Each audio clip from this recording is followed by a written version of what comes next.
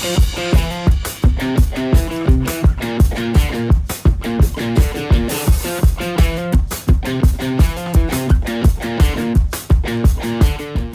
vidéo s'adresse à des personnes en établissement qui sont engagées dans un projet et qui ne savent pas trop comment se positionner par rapport à cette notion d'innovation pédagogique. L'enseignement agricole développe un plan de dynamisation de l'innovation pédagogique avec notamment une valorisation des initiatives en établissement. Et en même temps, un travail est conduit sur le pilotage pédagogique. Alors je vous propose de repérer les précautions à prendre pour envisager un pilotage de l'innovation pédagogique. Je vous propose 3 chapitres, la notion d'innovation pédagogique, l'accompagnement et la valorisation et la diffusion de l'innovation.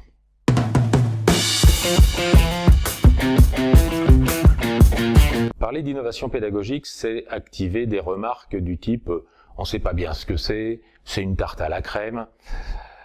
Alors je vous propose de préciser vos représentations sur le sujet, d'abord avec un questionnaire à réponses multiples. À chaque proposition, vous répondez vrai ou faux.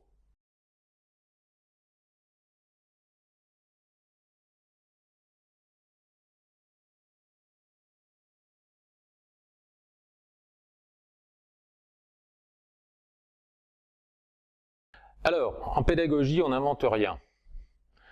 C'est vrai, mais c'est pas tout à fait juste. L'innovation, ça se fait dans la classe. Oui, mais pas que. Pour innover, il faut avoir un problème. Oui, mais cette phrase est souvent comprise de plusieurs manières. Et enfin, on mène des tas de projets, on innove déjà. Bon, certes, mais cela mérite quand même quelques précisions. Première objection, en pédagogie, on n'invente rien. Alors effectivement, il n'y a pas forcément de grandes inventions. La pédagogie de projet, la pédagogie de groupe, le lien avec le terrain, ça existe depuis longtemps. Innover consiste en fait à inventer une solution nouvelle qui combine souvent des méthodes anciennes pour répondre à un problème dans une situation donnée.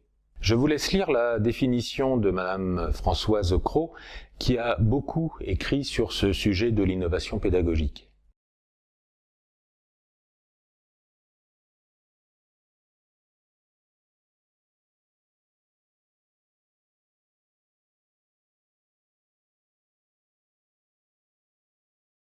Donc l'innovation est un processus de changement, un changement qui s'installe dans la durée, ce qui fait dire à Madame Françoise Cros, une innovation réussie, c'est quand on ne se rappelle plus comment on faisait avant. Deuxième objection souvent entendue, l'innovation ça se fait dans la classe. Alors cela, ça renvoie à une image de l'enseignant seul face à ses élèves. Alors un enseignant a la liberté de renouveler son enseignement et d'y apporter de la variété et de la créativité, mais s'il le fait de façon discrète dans son cours, ça va pas beaucoup se diffuser au niveau de l'établissement.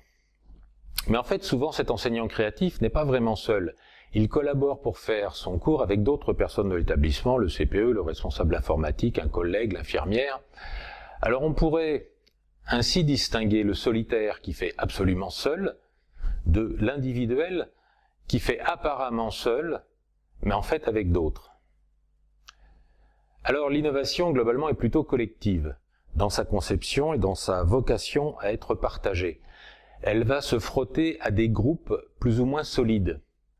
On peut opposer ici, pour reprendre les travaux de Yves Clos, la notion de collection, c'est-à-dire un ensemble d'individus qui se disent équipe, groupe, et la notion de collectif, c'est-à-dire des gens qui affrontent les questions, qui sont capables de se dire « est-ce qu'on a fait du bon boulot ?» Alors il est peut-être utile de garder à l'esprit ces oppositions, solitaire, individuel et collection, collectif, pour se dire que l'innovation se fait plutôt avec d'autres, dans et hors de la classe.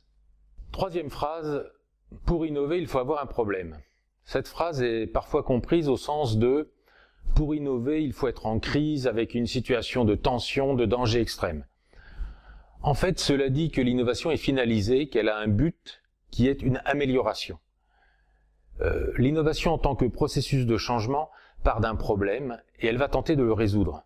Donc la première étape d'un processus innovant va être de problématiser la situation de départ.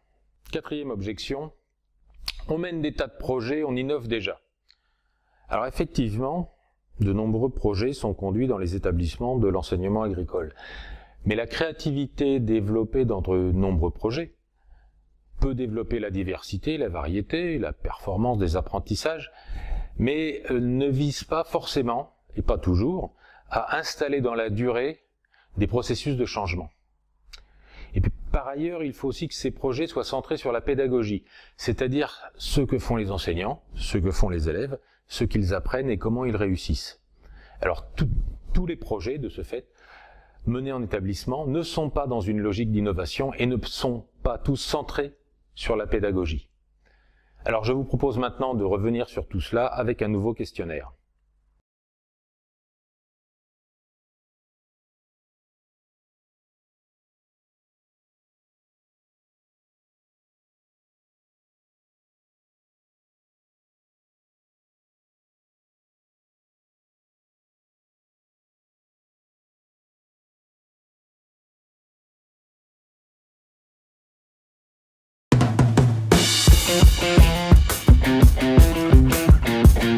Pour traiter du point suivant, l'accompagnement, je vous propose de démarrer directement sur un nouveau questionnaire à réponse multiple. Pour les propositions suivantes, vrai ou faux.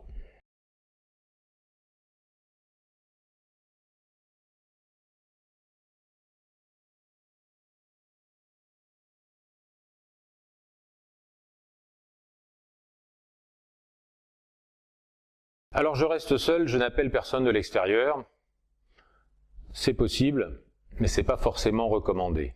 Il est difficile d'avoir de l'aide du niveau régional. Oui, mais ce n'est pas impossible non plus.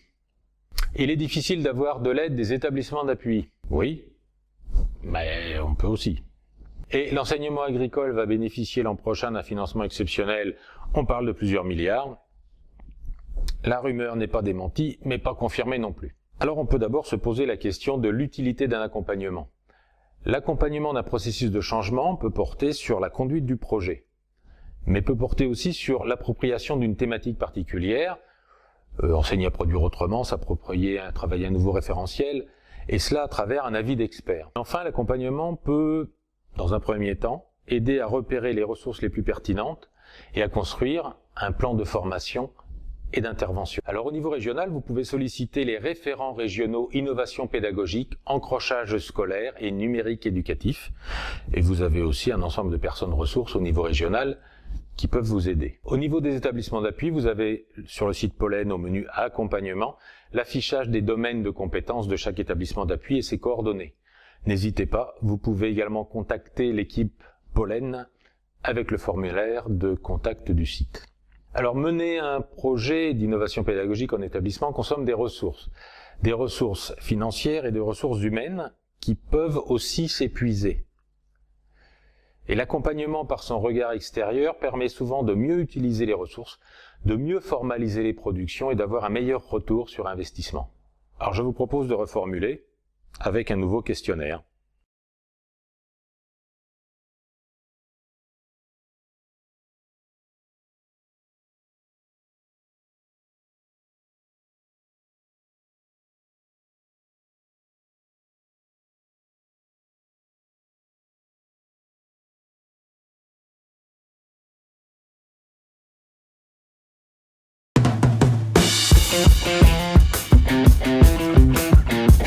Alors je vais dire un mot maintenant de la valorisation de l'innovation pédagogique et de sa diffusion. Commençons par la valorisation. Pour mettre en valeur une initiative pédagogique en établissement, il y a maintenant le site Pollen. Ce site est structuré autour de la présentation d'une action dans un établissement avec les coordonnées de l'établissement, des mots-clés, texte de présentation de l'action, illustré de pièces jointes, de vidéos. Le premier avantage, c'est une forme de communication, de publicité, au sens de rendre public, qui met en avant ce qui a été conçu et mis en œuvre dans l'établissement. Mais pour rédiger une présentation synthétique, accessible, argumentée, étayée, il a fallu identifier, lister, questionner, expliquer, décrire, illustrer, analyser, comparer, formuler, démontrer, évaluer. Et là, vous avez reconnu les fameux verbes de la taxonomie de Bloom. Et ce n'est pas un hasard, parce que en faisant cet exercice de rédaction et de témoignage, l'établissement apprend. il apprend de lui-même, il apprend de ses méthodes et il apprend de ses choix. Alors si l'exposition sur pollen apporte une reconnaissance externe, le travail réflexif sur l'action provoque une reconnaissance interne. Et se reconnaître individuellement et collectivement capable, c'est un très fort levier de développement. Pour ce qui est de la diffusion du partage de l'innovation pédagogique, il n'est pas rare de voir dans un établissement une pratique performante, pensée collectivement, installée dans la durée, mais qui reste cantonnée à une classe, à quelques enseignants, qui n'est pas discutée, qui n'est pas présentée, qui n'est pas partagée. Et cela pose plusieurs questions. La reconnaissance des innovateurs, le groupe qui a investi dans le changement sans reconnaissance de ses pairs, même s'il a le soutien de l'encadrement, peut se démotiver. Et ça pose aussi la question du soutien aux nouveaux projets, des collègues très proches ou dans un CFA, CFPPA à côté, peuvent traiter des mêmes problèmes et par manque d'échange, ils s'épuisent à, comme on dit, réinventer l'eau chaude. Et puis cela questionne également la dynamique et l'économie du changement dans l'établissement. Ce manque de partage explicite décourage et ne réinvestit pas dans les nouveaux projets l'expérience précédente. Alors sur cette question du partage de l'innovation, il y a encore des marges de progrès sur l'analyse, l'évaluation et l'explicitation de pratiques pédagogiques efficaces et stabilisées à mettre au service de nouveaux projets.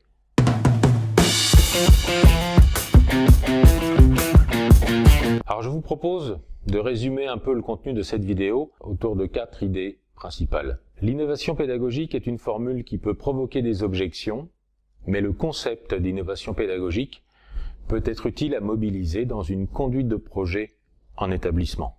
L'accompagnement est souvent nécessaire et il faut apprendre à mobiliser des ressources externes. La valorisation d'une action par la prise de recul et l'analyse est un puissant levier de développement. Et enfin, la diffusion des pratiques innovantes est nécessaire, mais doit encore être outillée et questionnée.